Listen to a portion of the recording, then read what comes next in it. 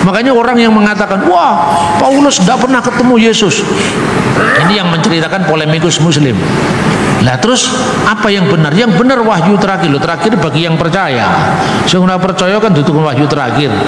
Itu kan klaim apa sepihak. Paulus tidak pernah ketemu dengan Yesus. Lah, Nabi Muhammad apalagi sudah 600 tahun setelah peristiwa gitu loh. Jadi kadang-kadang orang itu memakai standar ganda. Kalau uji kritik sejarah dilakukan pada Kristen, tapi begitu kitab sucinya nggak boleh, kalau ini kan wahyu. Nah, makanya bagi yang percaya itu wahyu, bagi yang tidak percaya itu wahyu Suhendro.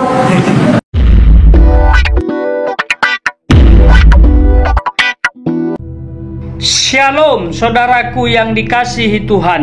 Pada kesempatan ini kita akan mendengarkan firman Tuhan melalui hamba-Nya.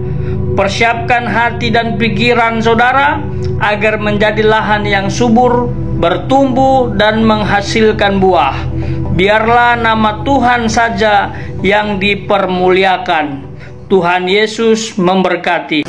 Yang pertama, terima kasih untuk koreksian itu tadi, itu memang salah tulis ya, damim, dam itu artinya darah. Wiraiti et hadam misalnya, dan apabila aku melihat tanda darah itu banyak sekali memang dalam tulisan-tulisan saya itu, karena ditulis dalam waktu yang sangat tergesa-gesa, karena banyak sekali ada kesalahan-kesalahan tulis ya. Itu yang pertama. Yang kedua tentang orang-orang goyim dan bangsa-bangsa. Memang dua istilah itu dipakai dalam Alkitab. Tentu ketika istilah itu dipakai dalam konteks yang berbeda, penggunaan istilah itu secara teknis maknanya juga berbeda. Bahasa Ibrani itu kan berkembang, tidak dari satu zaman ya. Misalnya istilah-istilah yang dipakai pada zaman pembuangan itu tentu berbeda pada zaman Musa. Misalnya munculnya kata nisan, itu dari kata nisanu, itu muncul dari setelah pembuangan. Maka ketika kita membaca teks-teks dari Taurat Musa, tentu kita harus melihat dari alam pikiran, bahasa, budaya yang ada pada zaman itu. Nah, tapi dalam pemanaannya kata goyim itu memang itu muncul misalnya dalam kitab Nabi Yesaya. Mula-mula maknanya itu hanya bangsa-bangsa gitu saja. Tapi ketika istilah goyim itu dimaknai dalam pengertian hukum, itu maknanya kemudian bangsa lain yang tidak berlaku atas mereka hukum Taurat. Dan dalam bahasa apapun itu terjadi.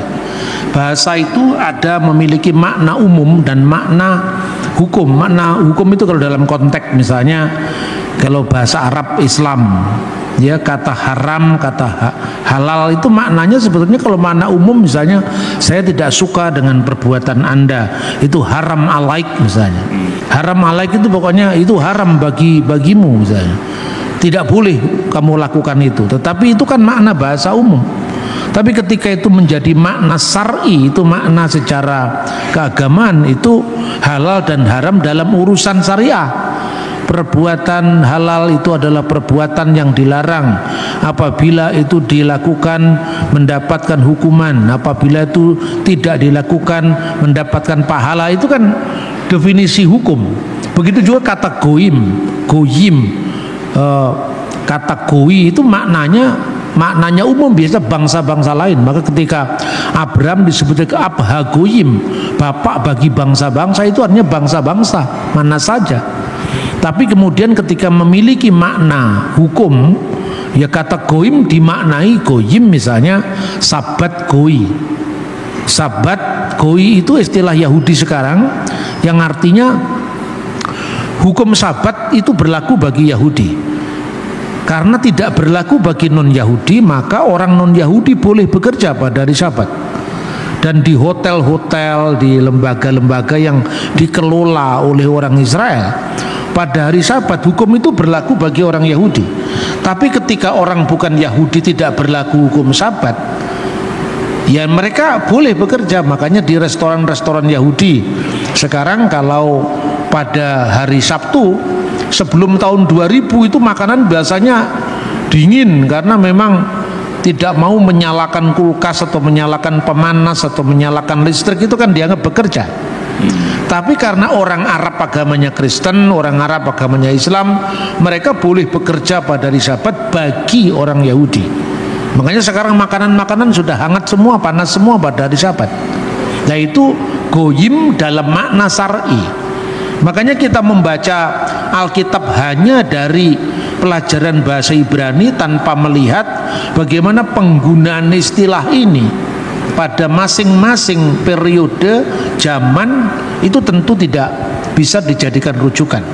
Termasuk misalnya ketika berbicara tentang teks-teks kitab suci yang berbicara tentang bagaimana hukum yang pluralis itu. Pluralisme hukum itu sejak awal memang sudah ada. Jadi makanya di dalam kitab Taurat, ya tadi saya sampaikan tentang posisi orang asing, dan ini bukan tafsiran Kristen. Justru kalau saya menganggap bahwa kekristenan hal ini agak tercabut dari akar sejarah yang panjang tadi. Misalnya ketika seorang Kristen memahami orang asing, ya sekedar hanya ayatnya itu ada orang asing. Tapi bagi orang Yahudi yang memahami Taurat, itu bukan sekedar deskripsi sejarah. Kan bagi orang Kristen kan Taurat itu lebih merupakan deskripsi historis. Bagi orang Yahudi kan mengikat. Makanya dikatakan misalnya orang asing yang ada di pintu gerbang itu dikaitkan dengan pemaknaan mereka. Kenapa kepada mereka boleh makan binatang yang mati dengan sendirinya, yang diterjemahkan bangkai itu. Tapi istilah bangkai itu sebenarnya konotasinya kan negatif ya. Maksudnya binatang yang mati dengan cara tidak disembelih. Tapi kan panjang bahasa itu. Mungkin mesti dicari istilah padanan yang lebih pas dalam bahasa Indonesia. Sebab kalau diterjemahkan bangkai begitu saja kan seolah-olah bangkai busuk gitu. Padahal artinya pokoknya binatang yang mati sendiri tanpa disembelih secara halakah Yahudi. Itu tidak boleh dimakan sama Yahudi, tapi boleh dimakan bagi orang asing di pintu gerbang. Artinya orang asing di pintu gerbang itu disebut ger tosaf dalam hukum Yahudi, yaitu orang-orang yang disebut hasid di umat ha'olam. Hasid itu saleh, orang-orang saleh. Umat ha'olam, umat bagi bangsa-bangsa. Lah umat bagi bangsa-bangsa ini, umat ha'olam, itu menjadi pengertian teknis, artinya orang Yahudi yang berlaku atas mereka hukum Nuh. Nah ketika gereja mula-mula berhadapan dengan dua ini, apakah mereka yang di luar Yahudi tidak selamat? Ya selamat apabila mereka dilibatkan dalam konteks karya Tuhan melalui pemanggilan Abraham, khusus lagi kepada bangsa Israel, lebih khusus lagi suku Yehuda, lebih khusus lagi Yesus yang keturunan Yehuda, yaitu selamat apabila dia menerima tuntutan itu. Tapi artinya menerima Yesus dalam konteks ini tidak harus mengikuti latar belakang Tauratnya, karena bagi orang Yahudi dia tentu dibimbing lewat pengenalan mereka akan Yesus dari Taurat. Tapi bagi orang bukan Yahudi, dia tidak memiliki Taurat, dia tidak memiliki kitab para nabi. Makanya sejak Yesus dilahirkan pun Tuhan mengizinkan ada dua tanda. Tanda yang pertama, orang Majus yang mewakili bangsa bukan Yahudi, dia melihat bukan dari ayat, dia melihat bukan dari kutipan Taurat, tapi dari tanda bintang. Nah kemudian bagi orang goyim yang mereka memakai petunjuk alam semesta untuk mengenal Yesus, yang jelas persembahannya orang-orang Majus itu emas, kemenyan dan mur.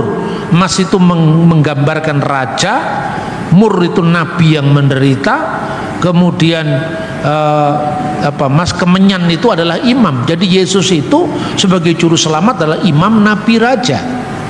Sementara bagi orang Yahudi diberikan tanda kepada orang-orang para gembala di Migdal Eder, gembala di mana mereka menunggu juru selamat dan memilihkan korban yang terbaik untuk juru selamat. Jadi yang disebut padang gembala itu bukan padang gembala biasa yang dipahami oleh orang modern dan kemudian dikait-kaitkan dengan musim dingin di Eropa. Bulan Desember ada domba yang digembalakan pada malam hari. Nah, sekalipun di sini Alkitab tidak membahas secara letter loh, tetapi sumber-sumber sejaman bisa menggambarkan itu tentang Luhen Midbariot, gembala-gembala yang di padang belantara, dan Luhen Bayitot, gembala-gembala yang dibayit di rumah. Gembala-gembala di padang gembala ini tentu mereka menyiapkan domba-domba yang terbaik. Dan kenapa Migdal Eder dikaitkan dengan juru selamat? Karena di dalam kitab Nabi Mika pasal 4 ayat 8 sudah nubuat, hai Migdal Eder, menara kawanan domba. Dalam tafsiran-tafsiran Yahudi sebelum dan setelah Kristen itu dipahami sebagai wahai Mesias yang akan datang. Berarti Migdal Eder itu simbol daripada pengenalan para gembala yang baik, orang Yahudi yang membaca teks, membaca Taurat, membaca kitab nabi-nabi termasuk Nabi Mika yang bagaimana menyambut juru selamat. Lah orang Yahudi dan bukan Yahudi itu disatukan di zaman Mesias, masing-masing dengan latar belakangnya. Makanya bukan sekedar tafsiran pribadi orang abad modern. Clement dari Alexandria itu adalah penerus dari pelayanan Rasul Markus di Alexandria, sudah mengatakan bagi orang Yunani mereka mengenal Yesus itu dari kearifan filsafat mereka. Plato itu adalah Musa bagi orang Yunani, karena yang namanya hukum mispatim, hukum umum, jangan mencuri, jangan membunuh, jangan berzina, itu kan lewat Plato juga bisa melihat. Kalau sekedar jangan mencuri, ndak usah ke Israel, dongenge kancil nyolong timun, itu kan jangan mencuri. Inilah yang namanya mispatim. Tetapi keduanya itu disatukan di dalam Sang Kristus yang adalah Tuhan bagi Yahudi maupun bukan Yahudi, bagi Yehudi maupun bagi Goyim. Hukum yang berlaku bagi Yehudim yaitu Taryak Miswot Mose maupun bagi umat Haolam itu berlaku semua. Makanya di gereja mula-mula ada pembagian tugas pelayanan. Rasul Paulus bagi orang bukan Yahudi, Rasul Petrus, Rasul Yakobus bagi orang Yahudi. Rasul Yakobus orang Yahudi lokal di tanah suci yang berbahasa Ibrani dan Aram. Petrus orang Yahudi diaspora, makanya dalam suratnya dia pergi ke Kapadokia, ke Asia Kecil, ya kan? Tapi dipersatukan di bawah satu payung, yaitu satu gereja yang kudus, am dan rasuli. Dan istilah itu muncul bukan kebetulan. Istilah itu muncul pertama kali tahun 100 oleh siapa? Ignatius dari Antioquia. Jadi Ignatius itu dulunya kan lebih junior dari Evodius, ini sudah menginjak sejarah gereja mula-mula. Evodius diutus oleh para rasul, ditahbis oleh Rasul Petrus, kamu adalah uskup bagi orang-orang bukan Yahudi, karena penduduk Antioquia di abad pertama menurut catatan Flavius Josephus 80% itu orang bukan Yahudi, 20% orang Yahudi diaspora. Makanya para rasul itu menyiapkan tuh benar-benar instruksi dari Kisah Rasul 15 dan Galatia pasal 2, rasul bagi orang sunat dan rasul bagi orang yang tidak bersunat. Paulus pun sangat tertib dalam menjalankan itu. Timotius disunatkan di dalam Kisah Rasul pasal 16 ayat 1 sampai dengan 3. Tapi kalau Timotius disunatkan, Titus dilarang sunat. Karena apa? Sedikit lagi mengkelamirkan seluruh adonan. Jikalau kamu menyunatkan satu orang bukan Yahudi, itu akan menjadi presiden di masa akan datang. Ini yang menjadi jurisprudensi, bahwa rasul sendiri pernah menyunatkan orang Yunani, berarti orang Yunani harus disunat. Itu jangan terjadi. Maka itu dilakukan oleh Petrus, oleh Paulus sesuai dengan tugas masing-masing. Dan ketika pada masa tuanya Evodius ini sudah tidak mampu bekerja melayani sebagai seorang episkopos. Menurut catatan Irenaeus itu menulis kira-kira tahun 180-an. Irenaeus itu muridnya Polikarpus muridnya Yohanes. Jadi punya kesinambungan sejarah. Yang itu bukan sekedar cerita bobotnya sama dengan tulisannya Luther. Luther hidup kan 1500 tahun setelah peristiwa. Lah ini Irenaeus ini kan cucunya Yohanes secara rohani kan.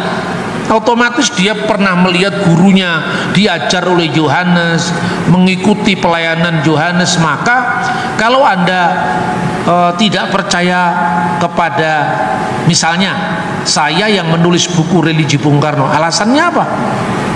Karena Pak Bambang tidak pernah ketemu Bung Karno. Saya ketemu dengan Rosan Abdul Ghani yang adalah sahabatnya Bung Karno, saksi matanya Bung Karno. Saya ketemu dengan Mas Guru yang memberi kata pengantar buku saya, Religi dan Religiositas Bung Karno. Saya ketemu dengan Mr. Nakajima di Tokyo, yang adalah sahabatnya Bung Karno, arsiteknya Hotel Indonesia. Saya mengkonfirmasikan tulisan saya kepada Ibu Hartini. Jadi tidak ada alasan misalnya untuk meragukan orang yang tidak bertatap langsung dengan Bung Karno, karena saksi-saksi mata masih hidup. Maka logika orang yang anti Kristen itu mengatakan Paulus itu kan bukan saksi mata. Lah apalagi seorang yang mengklaim sebagai menerima wahyu ratusan tahun setelah Yesus. Lah saksinya siapa? Paulus ketika dia berkarya ada rasul-rasul yang lain, dan rasul-rasul yang lain itu yang mengizinkan Paulus dan memberi ruang pada Paulus rasul bagi orang-orang yang tidak bersunat. Ignatius ketika Evodius mundur dari pelayanan karena dia sudah tua, mulai saat ini pelayanan di Antioquia diserahkan kepada Ignatius. Maka Ignatius mengatakan, di mana ada episkop, di mana ada uskup, di situ ada gereja, sebagaimana Kristus ada bersama umatnya. Dan apa yang diajarkan Kristus itu adalah keselamatan bagi segala bangsa, baik Yahudi maupun bukan Yahudi. Kembali lagi ke rumusan semula. Maka mulai diperkenalkan, aku percaya akan satu gereja yang kudus, yang yang rasuli. Kata aslinya itu adalah Katolik, kata rasul itu apostolik. Jadi satu gereja, kanisah wahidah muqaddasah jami'ah wa rasuliyah dalam bahasa Arabnya. Ini bukan rumusan yang tiba-tiba muncul pada ratusan tahun kemudian, tapi hanya selisih puluhan tahun yang semua saksi mata masih hidup. Makanya orang yang mengatakan, wah Paulus tidak pernah ketemu Yesus, ini yang menceritakan polemikus Muslim. Nah terus apa yang benar? Yang benar wahyu terakhir. Terakhir bagi yang percaya. Yang tidak percaya kan ditutup wahyu terakhir. Itu kan klaim sepihak.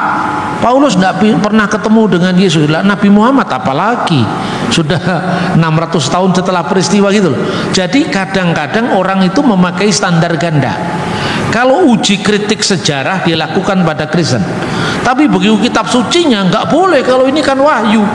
Nah, makanya bagi yang percaya itu wahyu, bagi yang tidak percaya itu wahyu Suhendro. Kan seperti itu. Gitu ya.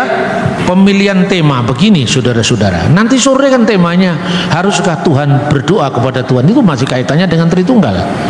Tapi persoalan tentang iman itu bukan hanya persoalan satu saja. Tritunggal itu saya sudah ngomong sejak tahun 2000-an itu. Jadi video-video tentang Tritunggal saya itu sudah banyak. Saya bicara di IAIN Salatiga itu tentang Injil Barnabas sebetulnya. Tapi dalam tanya jawabnya soal Allah Tritunggal dipertanyakan, ketuhanan Yesus dipertanyakan. Saya diundang di forum yang menghadirkan pembicara dari Fakultas Usuluddin di Yogyakarta. Saya juga bicara tentang itu. Dan saya nulis buku Answering the Misunderstanding 1 jilid. Jilid 1 itu bicara tentang Tritunggal, keesaan Allah, itu sudah saya bahas. Dan sekarang ini memang tema ini kan belum pernah dibahas. Ya toh? Tema ini belum pernah dibahas. Jadi persoalannya kan gini, kalau biasanya orang Kristen mengatakan soal itu sudah digenapi. Ini kalau soal itu sudah digenapi, yes, itu betul. Secara teologis, ya toh? Tapi bisakah Anda membayangkan murid-murid Yesus itu semuanya Yahudi? Kita boleh mengatakan karena sudah digenapi masa transisi ketika mereka jadi Yahudi dan kemudian menjadi gereja seperti sekarang itu gimana menggambarkannya? Banyak orang kalau membaca ayat itu ayatiyah itu nggak bisa menjawab. Contohnya sekarang, kenapa orang Kristen sekarang merayakan hari Minggu bukan lagi hari Sabat? Kalau membaca secara harafiah memang Paulus datang ke rumah ibadat pada hari Sabat, Yesus datang ke rumah ibadat Kapernaum pada hari Sabat, Yesus datang ke rumah ibadat Nazaret pada hari Sabat. Semua akan Sabat, Pak. Ya memang Sabat karena zaman Yesus belum bangkit di antara orang mati, hari Minggu belum dirayakan. Benar apa tidak? Itu masa transisi. Murid-murid Yesus itu bertekun sehati di bait Allah. Ya waktu itu gereja belum dibangun. Satu-satunya rumah ibadat itu rumah ibadat Yahudi. Kalau pusatnya di bait Allah Yerusalem, kalau cabang-cabangnya setiap sinagoga yang menghadap ke Yerusalem. Lah pertanyaannya, bagaimana masa transisi dari hari Sabat yang belum digenapi ini dengan penggenapannya pada hari Minggu? Satu contoh misalnya, pernahkah Bapak Ibu membaca liturgi Paskah Yahudi? Nah kan orang kan hanya memahami ini Paskah itu artinya apa? Dibebaskan dari kematian. Wera iti et hadam, dan apabila aku melihat tanda darah itu ufes sakti, maka aku akan lewat alaihem atas mereka. Itu teksnya betul begitu. Tapi Paskah Yahudi kan bukan Paskahnya Yesus bangkit dari antara orang mati. Paskah yang Yesus rayakan itu juga Paskah yang basicnya dari Yudaisme, yaitu apa? Keluaran dari tanah Mesir yang disebut Hak HaPesah.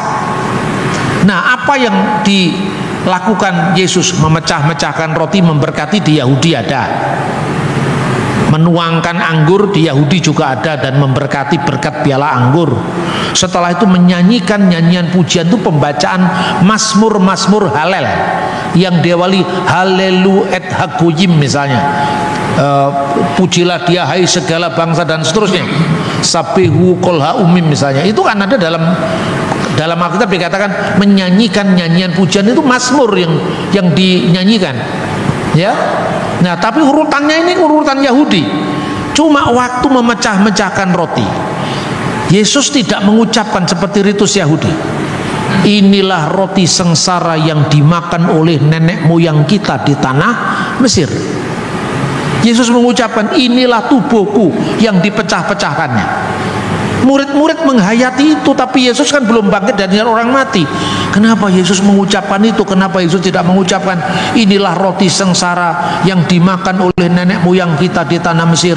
Halakma annea diakala afaktanu bi'ar Misraim. Bi'arka de Misraim itu bahasa Aram. Setelah Yesus disalibkan dan kemudian bangkit pada hari ketiga, orang yang berjalan ke Emmaus itu di perjalanan tidak tahu bahwa itu adalah Yesus. Maka ketika ditanya, apakah yang kamu percakapan sementara kamu berjalan? Mereka tidak tahu, yang tanya itu Yesus. Ketika Yesus masuk ke rumah, ya karena hari sudah gelap, Yesus memecah-mecahkan roti. Baru mereka sadar itulah Yesus. Kenangan akan memecah-mecahkan roti itu terus-menerus hidup dalam gerejanya. Nah pertanyaannya, pada hari-hari pertama Yesus bangkit di antara orang mati, mereka masih pergi ke rumah ibadat Yahudi. Sekarang bayangkan, kalau itu orang Kristen, keluarga Yahudi, waktu perjamuan Paskah, mungkinkah dia mengatakan di antara saudaranya yang bukan Yahudi, inilah tubuh Yesus? Dilempari batu dia. Benar apa tidak? Pasti dia pada upacara sesama Yahudi dia mengatakan inilah roti sengsara yang dimakan oleh nenek moyang kita di tanah Mesir. Mereka persis sama Yahudi yang lain. Hari Sabat mereka ke rumah ibadat sama dengan Yahudi yang lain. Tapi secara berangsur-angsur pengalaman iman bersama Yesus itu mereka hayati.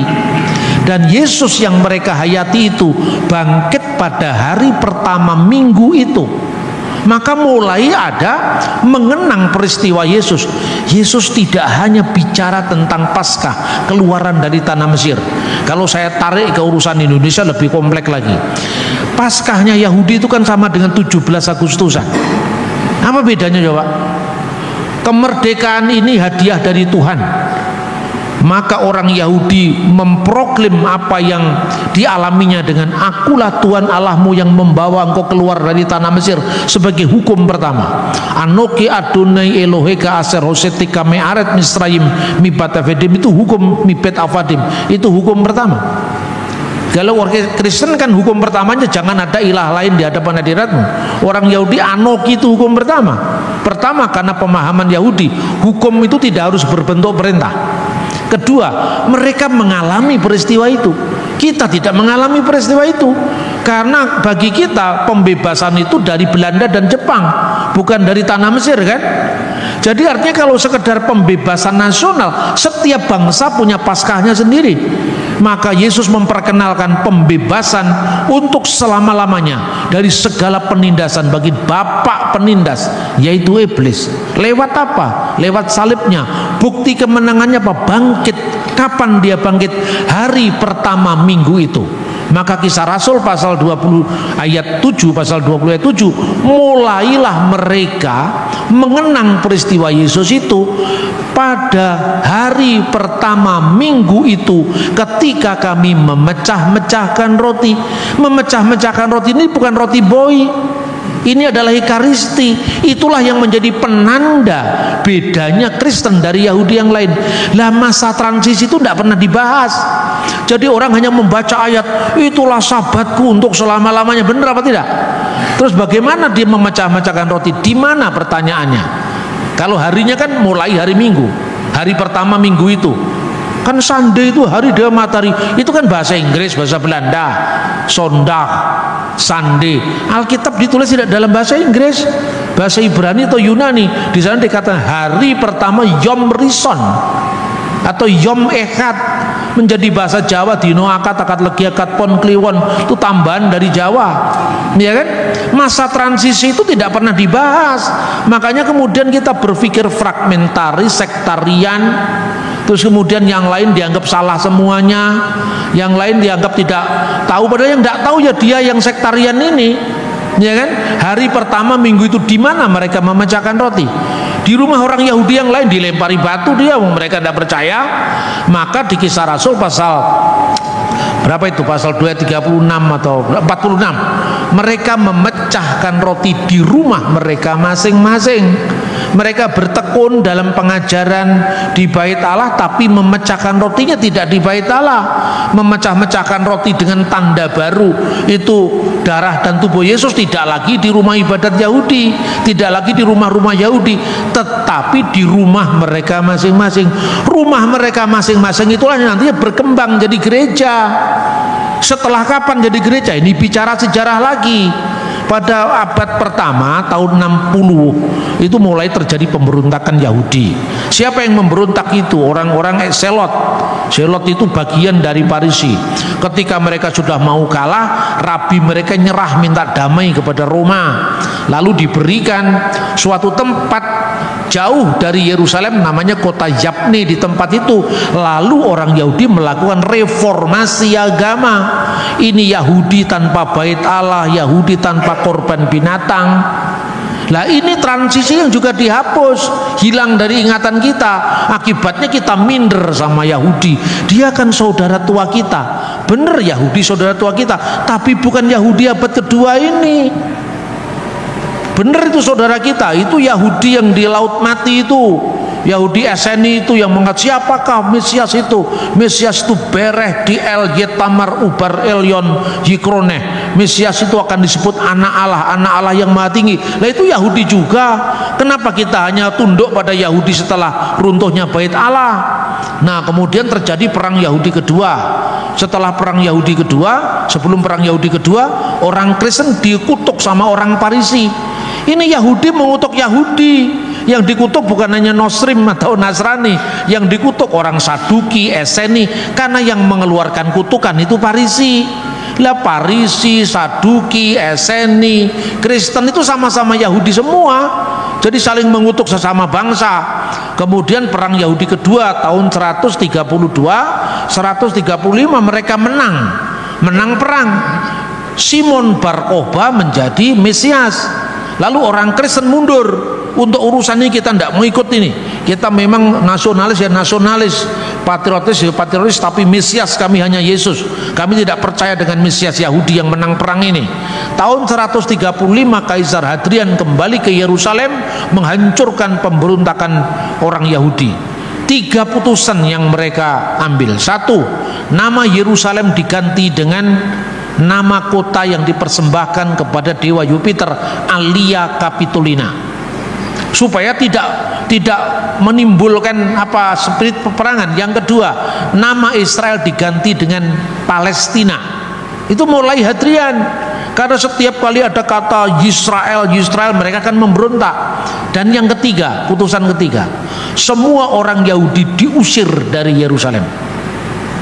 Semua orang Yahudi, baik itu Yahudi Parisi, baik itu Saduki yang masih tersisa, baik itu Eseni, semua diusir. Tetapi orang Kristen dibagi dua. Orang-orang Kristen yang berlatar belakang Yahudi tanpa kecuali diusir dari Yerusalem karena mereka punya nasionalisme.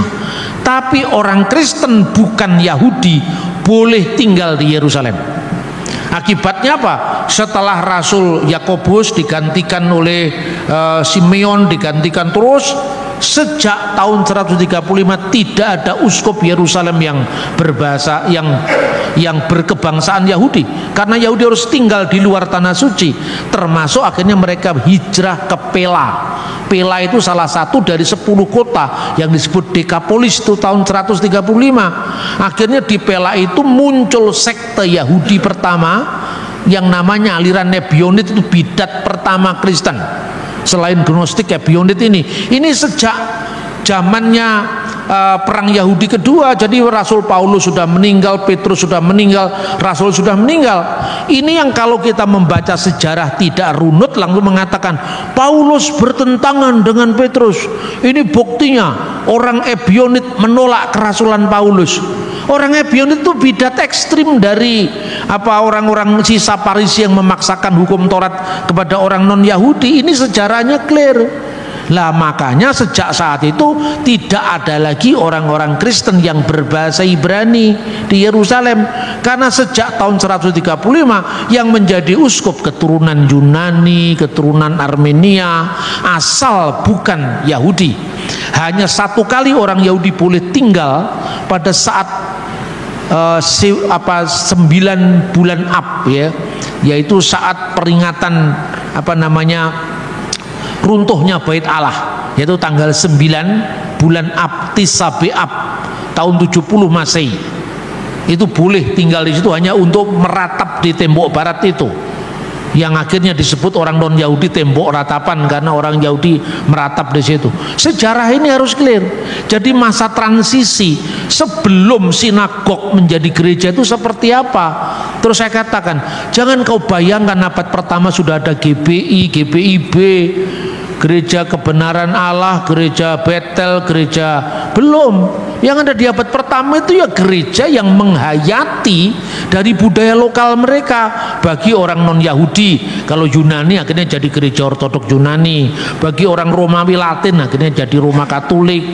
Bagi mereka yang tinggal di wilayah Mesopotamia jadi Asiria Timur.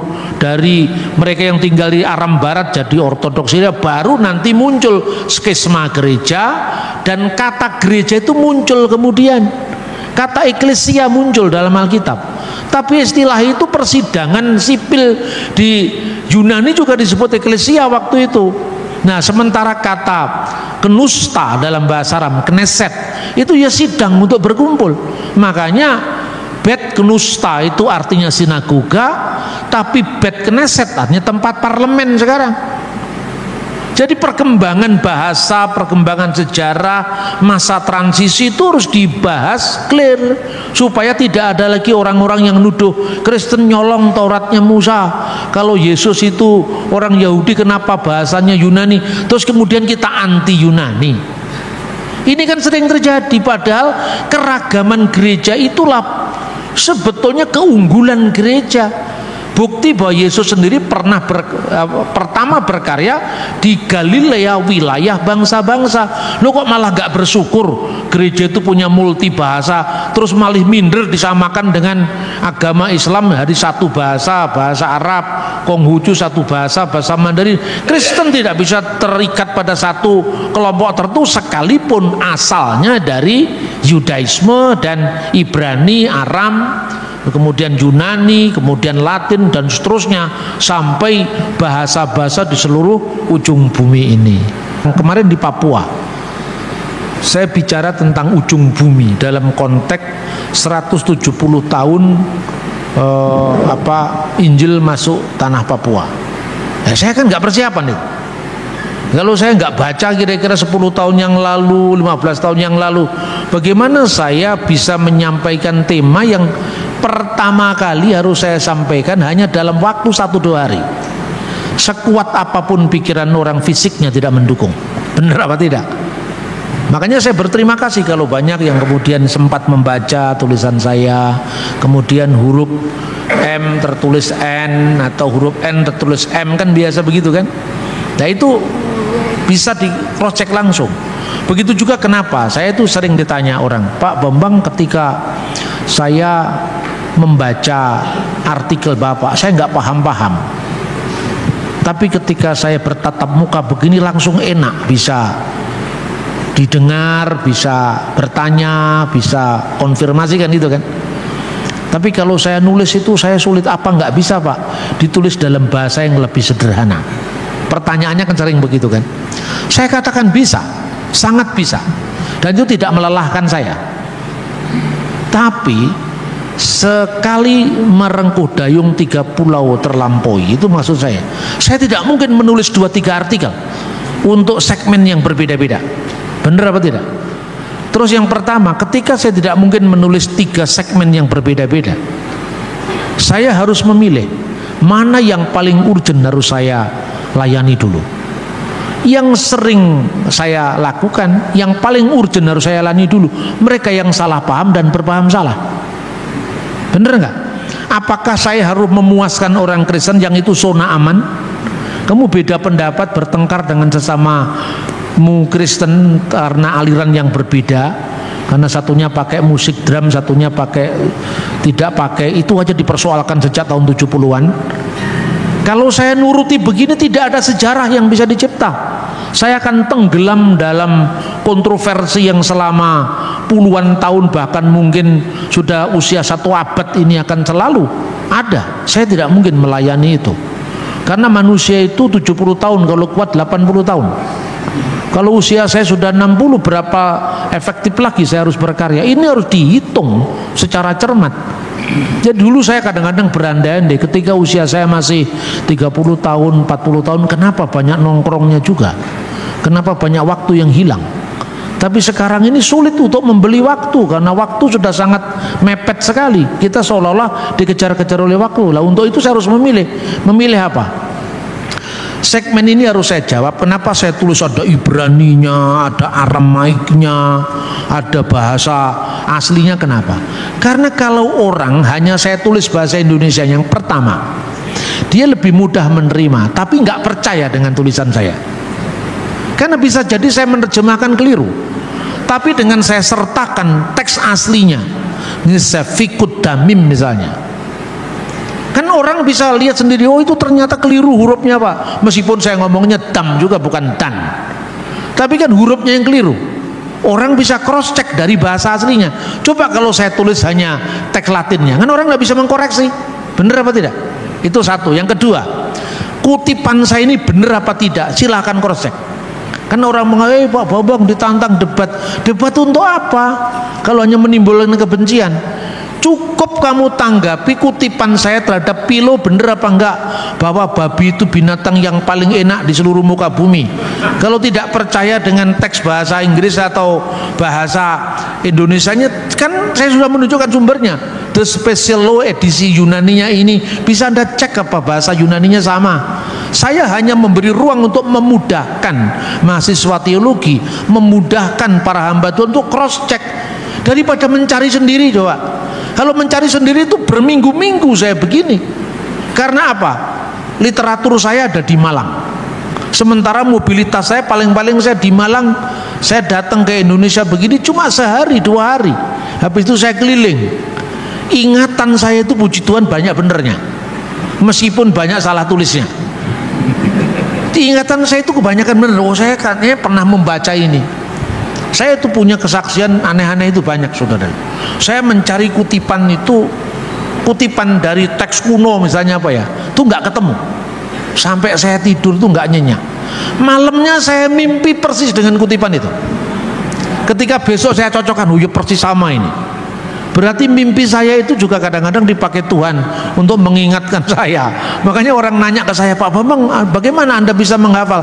Saya tidak pernah menghafal, karena belajar itu sudah menjadi gaya hidup saya.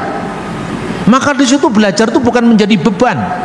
Lain kalau Anda masuk STT hanya untuk mencari STH, itu begitu Anda lulus sering tidak hadir singkatannya. Nah itu saudara-saudara, makanya saya pertanggungjawaban sumber selalu saya munculkan. Ya memang kalau dibaca buku saya sulit, tapi untuk orang yang menyangkal iman Kristen itu mereka bisa tidak berkutik sama sekali. Karena apa? Saya ceramah begini tidak hanya di gereja loh.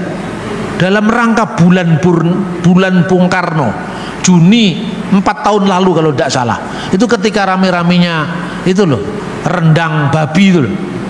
Sebagai partai nasionalis, teman-teman PDI minta, Mas tolong kasih perspektif bagaimana tentang halal haram dalam konteks hubungan agama-agama di Indonesia. Saya berangkat dari relip Karma Wibangga di Candi Borobudur. Coba carilah di sana apa sapi, kan nggak muncul karena sapi bukan makanan pada zaman Hindu Buddha, itu dilarang. Jadi bangsa kita itu kalau raja-raja bebedak di alas itu sing digoleki celeng. Celeng itu dulure babi. Lah kowe terus benci karo babi ki lho alasane opo? Kamu akan bertentangan dengan kebudayaan nenek moyangmu. Kan nenek moyang kita itu pemakan celeng, pemakan babi. Di zaman Majapahit namanya wok. Wok itu babi hutan, tapi kalau celeng itu babi peliharaan. Sekarang terbalik maknanya. Pasar babi itu baru hilang dari tanah Jawa abad 17. Itu ada bukti arkeologinya. Orang nanya ke saya, anak saya itu nanya, Baba ini sejarah babi aja dilacak sampai ke candi-candi. Itu anak saya ngomong begitu. Iya, kenapa? Karena orang itu butuh bukti, butuh apa sejarah. Ini bukan sekedar kayak orang mengatakan itu hari Minggu itu kristenisasi lah. Lalu saya tunjukkan koran dari zaman tahun 1907 ini loh, pemberita Betawi itu 1910. Dulu yang menyebutkan Domingo itu karena pergeseran bahasa akibat pers dikuasai orang barat. Dari bahasa Portugis Domingo menjadi Minggu. Itu ada guntingan korannya saya tunjukkan. Bukan orang Kristen kristenisasi dengan hari Minggu. Kurang kerjaan sekali. Dan yang namanya Raden Mas Tirto Adi Suryo itu adalah salah satu aktivis Budi Utomo dan Syarikat Dagang Islam. Masa yang melakukan kristenisasi Syarikat Dagang Islam itu by data semua. Dengan cara itu saya mencoba untuk menjawab dengan bukti-bukti sejarah. Lah kenapa harus berdebat? Kamu bantah saja bahwa koran yang ditampilkan Pak Bambang berita Betawi itu salah, itu hasil scan, silakan dibuktikan. Gitu aja. Kenapa kok harus mengatakan harus debat-debat? Ini bukan iklim Indonesia. Tapi mereka juga marah ke saya karena apa? Biasanya setiap pertanyaan tentang iman Kristen selalu ada jawabannya. Begitu dilacak, di track ini siapa ini gurunya, kelihatannya saya jadi tertuduh gitu loh.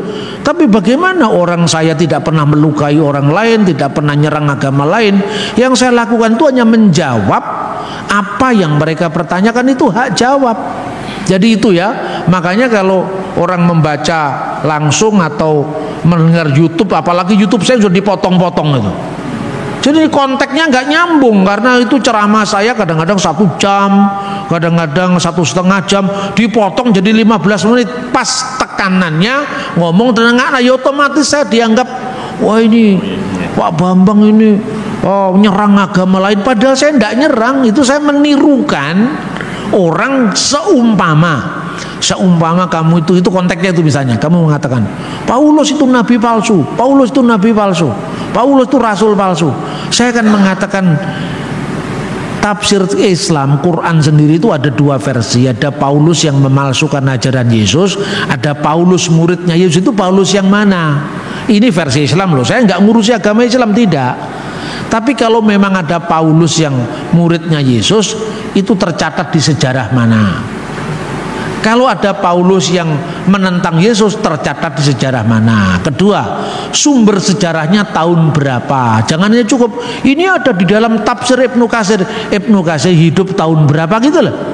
Jadi nggak usah ngomong ayat lah, terlalu soleh itu. Kita ngomong sejarah saja, sejarah itu clear. Terus orang marah lagi ke saya.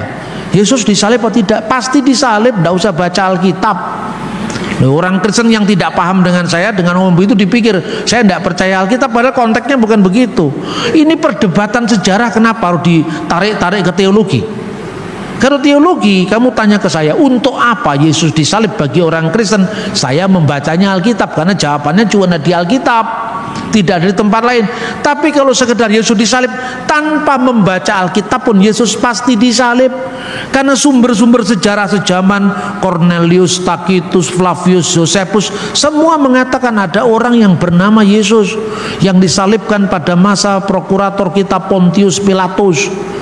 Ya, itu catatan Cornelius, Tacitus. Itu Yesus pasti disalib.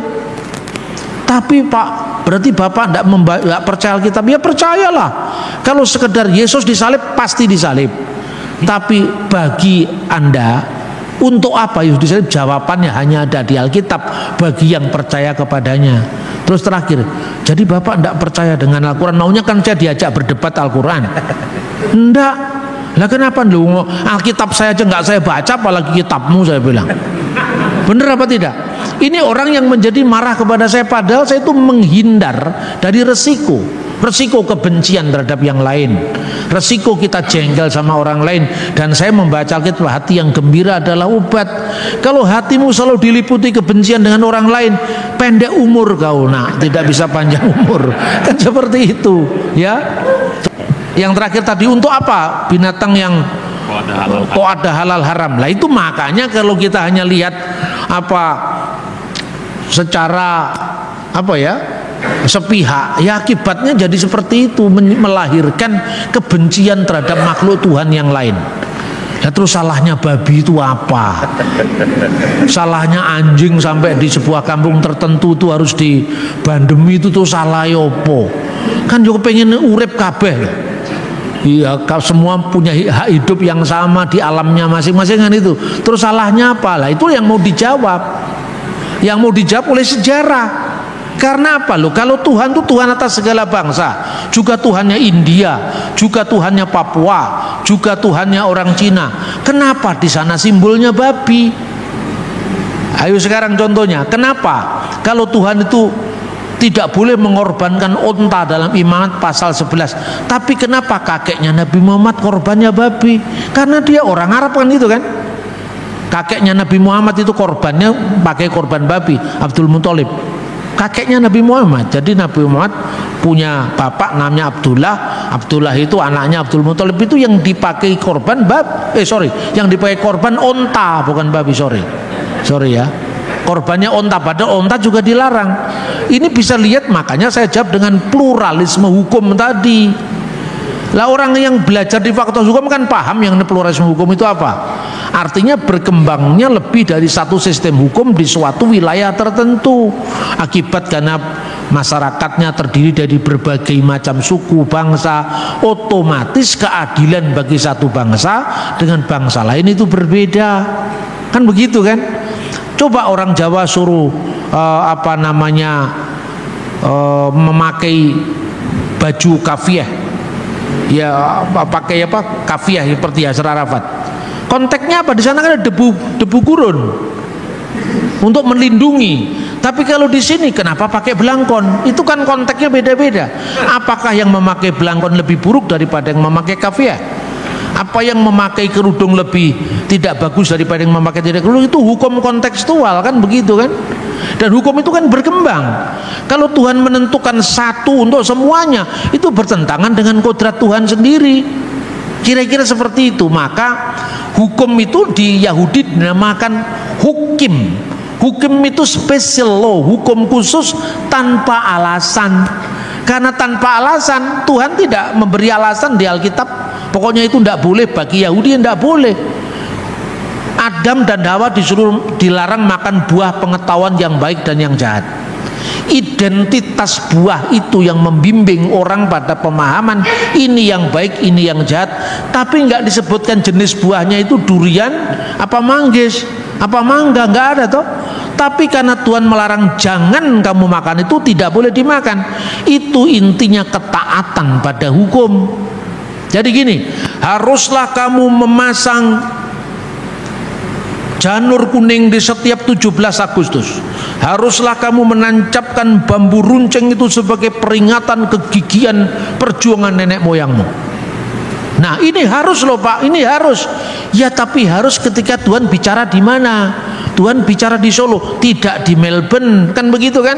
Nah ini begitu juga. Jangan kamu makan anak kambing, memasak anak kambing bersama susu induknya. Ini konteksnya di Yahudi. Ketika mereka berjumpa dengan orang Kanaan, mereka berjumpa dengan tetangga sekitar, kamu jangan serupa dengan orang lain. Kalau orang lain takut kemandulan, takut tidak bergenerasi, Tuhan menjamin bangsa ini tidak akan punah. Iman itu yang dikehendaki Tuhan. Jadi bukan jenis yang dilarang, tapi hukum dibalik larangan itu apa. Makanya soal babi tadi, jangan dia dibenci. Dia tidak salah apa-apa. Dia juga tidak minta dilahirkan jadi babi. Lalu salahnya apa? Babi harus dihancurkan, babi harus dibunuh. Babi dibunuh untuk dimakan bagi yang memakannya, dan lezat bagi yang memakannya. Tapi Philo sendiri tidak pernah makan babi seumur hidupnya. Bagi orang Yahudi tidak makan babi itu bukan beban, sehingga mencari teman supaya sebanyak mungkin orang tidak makan babi, supaya keikhlasan saya tidak makan babi tidak terganggu dengan orang lain makan di depan saya. Supaya kalau orang lain bikin babi kecap, harumnya tidak tercium di hidung saya sehingga iman saya kuat. Itu bukan iman yang kuat, iman yang mencari teman. Itu sebetulnya ubiak-ubiuk. Benar apa tidak? Kalau imanmu memang kuat, teladanilah Philo.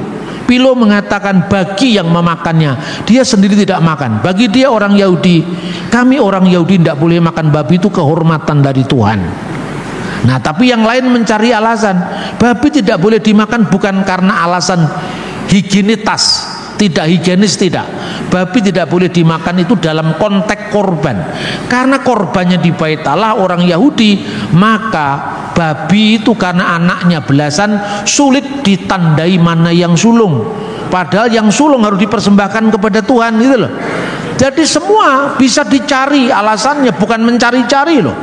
Kalau saya mencari-cari tidak perlu saya tunjukkan tulisan Philo, bab berapa, buku berapa, bahasa aslinya apa. Untuk apa saya tunjukkan? Saya tunjukkan itu seperti orang bertanya, begitu ditanyakan kepada saya cross check, tidak tanya lagi, sehingga saya nggak capek-capek jawab terus. Itu sekali merengkodayung 3 pulau terlampaui maksudnya. Karena orang itu mesti berhitung dengan hak hidup kita di muka bumi ini loh. Kalau semua kita urusi, apalagi hati kita gunakan untuk membenci orang lain, kita tidak pernah bisa sempat bekerja untuk kemuliaan Tuhan. Tapi karena kita nuruti rasa pegel, ya mungkin itu yang saya sampaikan dalam forum yang berbahagia ini. Terima kasih.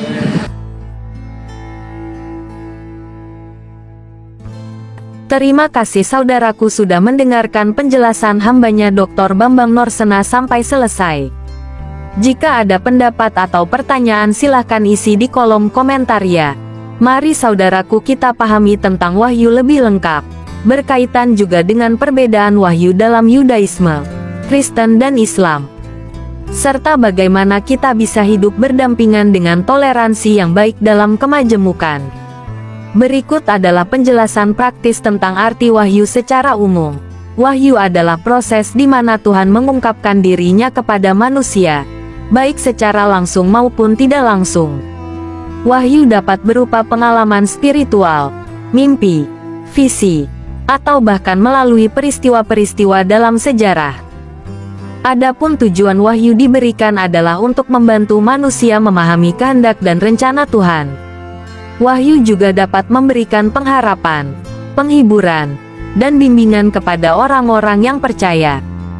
Ada beberapa jenis wahyu yang dapat kita dikenali. 1. Wahyu umum. Wahyu umum adalah pengungkapan diri Tuhan melalui alam semesta, sejarah, dan pengalaman manusia. Jadi semua manusia bisa merasakannya keberadaan Tuhan melalui ciptaannya. 2. Wahyu khusus. Wahyu khusus adalah pengungkapan diri Tuhan kepada individu atau kelompok tertentu, seperti para nabi dan rasul dalam kitab suci. Wahyu memiliki beberapa karakteristik yang khas. 1. Ilahi. Wahyu berasal dari Tuhan dan bukan dari manusia. 2. Unik. Wahyu memiliki keunikan dan tidak dapat dibandingkan dengan pengalaman atau pengetahuan manusia. 3. Mengubah hidup. Wahyu dapat mengubah hidup orang yang menerimanya dan memberikan mereka pengharapan dan tujuan yang baru. Dengan demikian, wahyu adalah konsep yang sangat penting dalam agama apapun dan memiliki makna yang mendalam bagi orang-orang yang mempercayainya. Wahyu adalah konsep yang sangat penting dalam agama-agama Abrahamik, yaitu Yudaisme, Kristen, dan Islam. Berikut adalah penjelasan tentang wahyu menurut ketiga agama tersebut. Pertama, Yudaisme. Dalam Yudaisme, wahyu dianggap sebagai proses di mana Tuhan, Yahweh, mengungkapkan dirinya kepada manusia, khususnya kepada bangsa Israel. Wahyu dalam Yudaisme dapat berupa 1. Pengalaman spiritual. Pengalaman spiritual yang dialami oleh para nabi dan pemimpin Israel, seperti Musa dan Nabi Yesaya. 2. Torah adalah kitab suci Yudaisme yang dianggap sebagai wahyu Tuhan kepada Musa di Gunung Sinai. 3. Nubuat adalah wahyu yang diterima oleh para nabi untuk disampaikan kepada bangsa Israel mengenai peristiwa yang akan terjadi di masa depan. Kedua, Kristen. Dalam Kristen, wahyu dianggap sebagai proses di mana Tuhan Allah Tritunggal mengungkapkan dirinya kepada manusia, khususnya melalui Yesus Kristus. Wahyu dalam Kristen dapat berupa 1.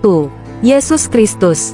Yesus Kristus dianggap sebagai wahyu Tuhan yang paling sempurna, karena Dia adalah firman Allah yang menjadi manusia, Yohanes 1 ayat 1-14. 2. Alkitab. Alkitab adalah kitab suci Kristen yang dianggap sebagai wahyu Tuhan kepada manusia melalui para nabi dan rasul. 3. Pengalaman spiritual. Pengalaman spiritual yang dialami oleh orang-orang Kristen, seperti pengalaman baptisan dan pengalaman rohani. Ketiga, Islam. Dalam Islam, wahyu dianggap sebagai proses di mana Tuhan Allah mengungkapkan dirinya kepada manusia, khususnya melalui Nabi Muhammad. Wahyu dalam Islam dapat berupa 1. Al-Quran. Al-Quran adalah kitab suci Islam yang dianggap sebagai wahyu Tuhan kepada Nabi Muhammad melalui malaikat Jibril. 2. Hadits. Hadits adalah catatan tentang perkataan dan perbuatan Nabi Muhammad yang dianggap sebagai wahyu Tuhan. 3. Pengalaman spiritual. Pengalaman spiritual yang dialami oleh orang-orang Muslim, seperti pengalaman sholat dan pengalaman zuhud. Dalam ketiga agama tersebut, wahyu dianggap sebagai cara Tuhan untuk berkomunikasi dengan manusia dan memberikan petunjuk tentang kehendak-Nya. Namun tahukah saudara bahwa wahyu dalam Yudaisme, Kristen, dan Islam memiliki beberapa perbedaan yang signifikan? Berikut adalah beberapa perbedaan utamanya. Perbedaan sumber wahyu. 1. Yudaisme. Sumber wahyu dalam Yudaisme adalah Taurat, Torah, dan nabi-nabi yang dianggap sebagai perantara Tuhan. 2. Kristen. Sumber wahyu dalam Kristen adalah Alkitab, yang terdiri dari Perjanjian Lama, Taurat dan nabi-nabi, dan Perjanjian Baru, Injil dan surat-surat Rasul. 3. Islam.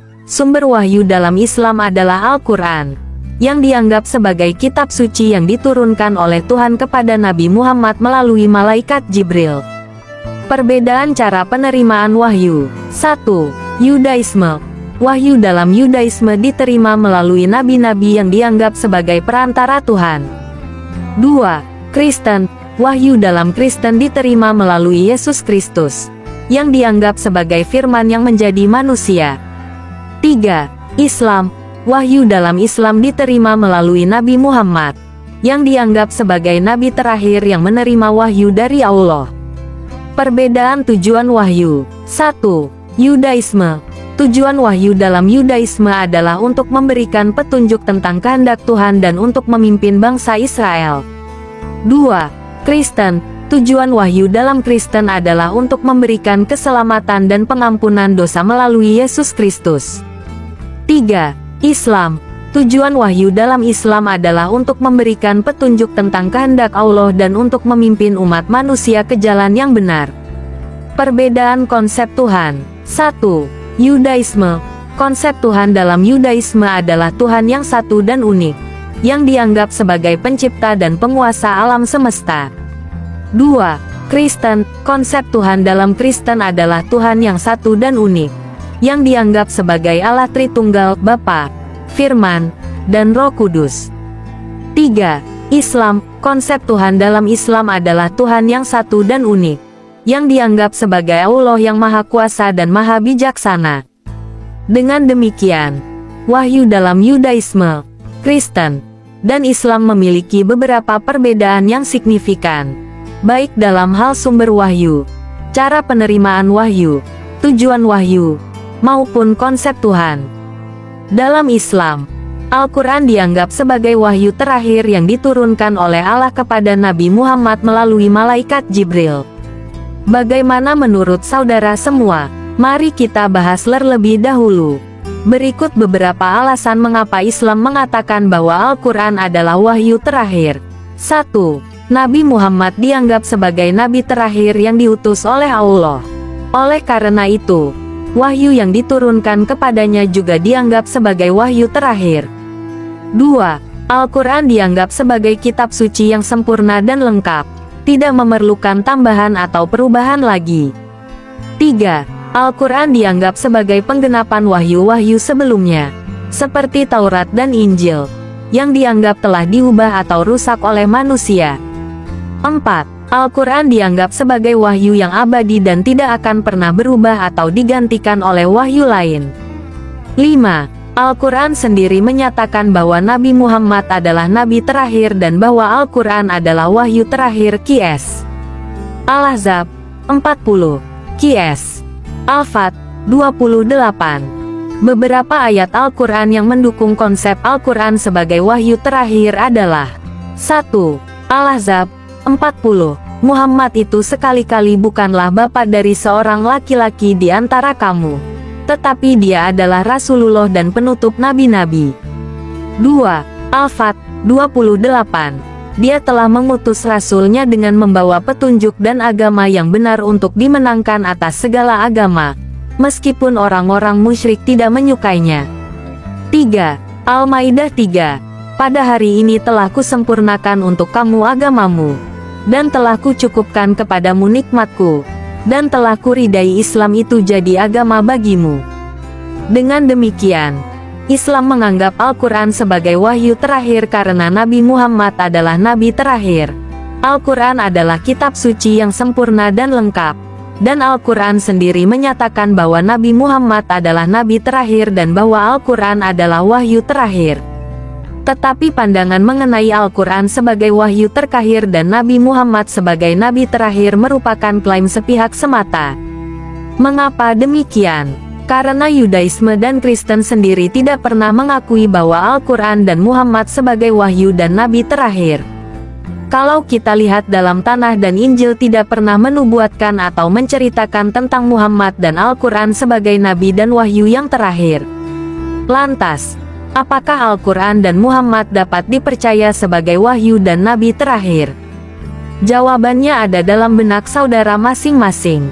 Lanjut, kita akan masuk dalam pembahasan tentang toleransi umat beragama. Sekalipun Yudaisme, Kristen dan Islam memiliki perbedaan pemahaman tentang wahyu, kita harus tetap menjaga toleransi.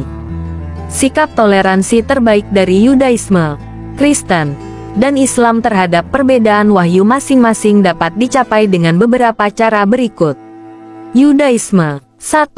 Mengakui keberagaman. Yudaisme mengakui keberagaman agama dan kepercayaan, serta menghormati hak orang lain untuk memeluk agama yang mereka pilih. 2. Dialog antar agama. Yudaisme mendorong dialog antar agama untuk mempromosikan pemahaman dan toleransi. 3. Menghormati tradisi lain. Yudaisme menghormati tradisi dan kepercayaan agama lain, serta mengakui bahwa setiap agama memiliki kebenaran dan nilai yang unik. Kristen 1. Mengakui kebenaran yang berbeda. Kristen mengakui bahwa kebenaran dapat ditemukan dalam berbagai bentuk dan agama, serta menghormati hak orang lain untuk memeluk agama yang mereka pilih. 2. Cinta kasih dan pengampunan. Kristen menekankan pentingnya cinta kasih dan pengampunan dalam berinteraksi dengan orang lain, terlepas dari perbedaan agama. 3. Dialog dan kerjasama. Kristen mendorong dialog dan kerjasama antar agama untuk mempromosikan pemahaman, toleransi, dan kerukunan. Islam. 1. Mengakui kebenaran yang berbeda. Islam mengakui bahwa kebenaran dapat ditemukan dalam berbagai bentuk dan agama, serta menghormati hak orang lain untuk memeluk agama yang mereka pilih. 2. Toleransi dan keadilan. Islam menekankan pentingnya toleransi dan keadilan dalam berinteraksi dengan orang lain, terlepas dari perbedaan agama. 3. Dialog dan kerjasama. Islam mendorong dialog dan kerjasama antar agama untuk mempromosikan pemahaman, toleransi, dan kerukunan. Langkah-langkah untuk meningkatkan kerukunan. 1. Pendidikan dan pemahaman. Meningkatkan pendidikan dan pemahaman tentang agama lain untuk mengurangi kesalahpahaman dan stereotip. 2. Dialog dan komunikasi. Meningkatkan dialog dan komunikasi antar agama untuk mempromosikan pemahaman dan toleransi. 3. Kerjasama dan kolaborasi. Meningkatkan kerjasama dan kolaborasi antar agama dalam berbagai bidang, seperti pendidikan, kesehatan, dan sosial. 4. Menghormati perbedaan. Menghormati perbedaan agama dan kepercayaan, serta mengakui bahwa setiap agama memiliki kebenaran dan nilai yang unik. Dengan demikian, Yudaisme, Kristen, dan Islam dapat meningkatkan kerukunan dan toleransi antar agama, serta mempromosikan pemahaman dan keadilan dalam berinteraksi dengan orang lain sekalipun dalam perbedaan. Dalam kekristenan, membaca, merenungkan, dan melakukan firman Tuhan sebagai wahyu Tuhan dalam Alkitab adalah sangat penting karena beberapa alasan berikut. Alasan-alasan. 1. Mengenal Tuhan. Alkitab adalah sumber utama untuk mengenal Tuhan dan kehendak-Nya. Dengan membaca Alkitab, kita dapat memahami karakter dan sifat Tuhan. 2. Menerima petunjuk. Alkitab memberikan petunjuk dan bimbingan untuk hidup kita sehari-hari. Dengan merenungkan Alkitab, kita dapat menerima petunjuk dan kebijaksanaan untuk menghadapi tantangan hidup. 3. Mengalami transformasi. Alkitab memiliki kekuatan untuk mengubah hidup kita. Dengan melakukan firman Tuhan dalam Alkitab, kita dapat mengalami transformasi dan perubahan hidup yang positif. 4. Membangun iman. Membaca, merenungkan, dan melakukan Alkitab dapat membantu membangun iman kita. Dengan demikian, kita dapat memiliki kepercayaan yang lebih kuat kepada Tuhan. 5. Mengembangkan karakter Kristiani. Alkitab memberikan contoh dan teladan tentang karakter Kristiani. Dengan membaca dan merenungkan Alkitab, kita dapat mengembangkan karakter Kristiani yang lebih baik. Manfaat-manfaat. 1. Mengalami kedamaian. Membaca, merenungkan, dan melakukan Alkitab dapat membantu kita mengalami kedamaian dan ketenangan dalam hidup. 2. Mengembangkan hubungan dengan Tuhan. Alkitab membantu kita mengembangkan hubungan yang lebih dekat dengan Tuhan. Dengan demikian, kita dapat memiliki komunikasi yang lebih baik dengan Tuhan. 3. Mengalami kekuatan dan pengharapan. Alkitab memberikan kekuatan dan pengharapan dalam menghadapi tantangan hidup. Dengan membaca dan merenungkan Alkitab, kita dapat mengalami kekuatan dan pengharapan yang lebih besar. Cara-cara untuk membaca, merenungkan, dan melakukan firman Tuhan adalah: 1. Membaca Alkitab secara teratur. Membaca Alkitab secara teratur dapat membantu kita memahami kehendak Tuhan dan mengembangkan iman kita. 2. Merenungkan Alkitab. Merenungkan Alkitab dapat membantu kita memahami makna yang lebih dalam dari firman Tuhan. 3. Melakukan Alkitab. Melakukan Alkitab dapat membantu kita mengalami transformasi dan perubahan hidup yang positif. 4. Menggunakan sumber daya yang tersedia. Menggunakan sumber daya yang tersedia, seperti komentari Alkitab, studi Alkitab, dan aplikasi Alkitab, dapat membantu kita memahami Alkitab dengan lebih baik. Ayat-ayat Alkitab yang mendukungnya adalah 2 Timotius 3 ayat 16-17. Segala tulisan yang diilhamkan Allah memang bermanfaat untuk mengajar, untuk menyatakan kesalahan, untuk memperbaiki kelakuan dan untuk mendidik orang dalam kebenaran. Yohanes 17 ayat 17. Kuduskanlah mereka dalam kebenaran. Firman-Mu adalah kebenaran. Ibrani 4 ayat 12. Sebab firman Allah hidup dan kuat, dan lebih tajam daripada pedang bermata dua manapun. Ia menusuk jauh ke dalam, memisahkan jiwa dan roh, sendi-sendi dan sumsum. Ia sanggup membedakan pertimbangan dan pikiran hati kita.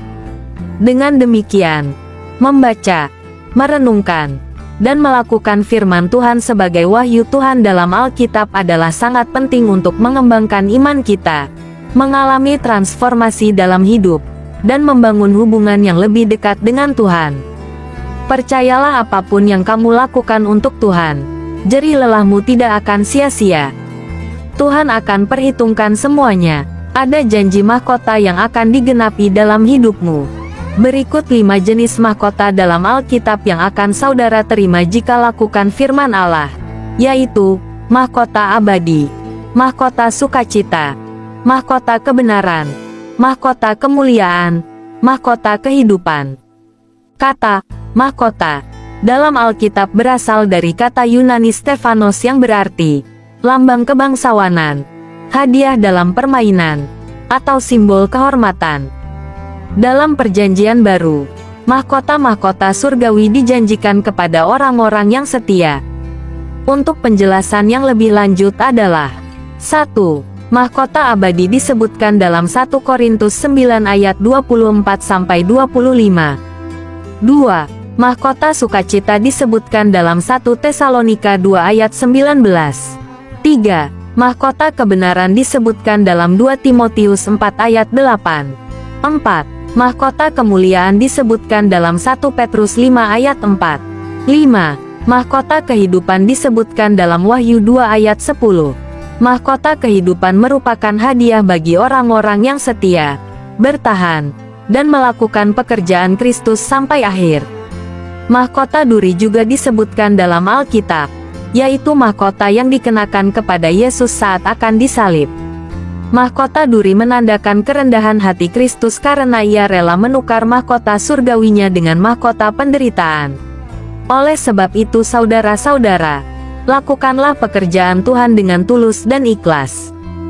Jangan bersungut-sungut, tetapi bersyukurlah dalam segala hal, serta setialah dalam menantikan kedatangan Tuhan yang kedua kalinya di awan-awan untuk menjemput orang percaya. Bagi saudara yang belum percaya kepada Tuhan Yesus, ingat penolakanmu akan berakibat fatal. Keselamatan hanya ada dalam Yesus. Terimalah Yesus Kristus sebagai Tuhan dan Juru Selamat satu-satunya.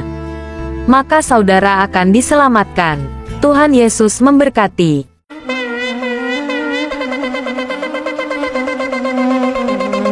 Joy to the world, the Lord is come. Let earth receive her King.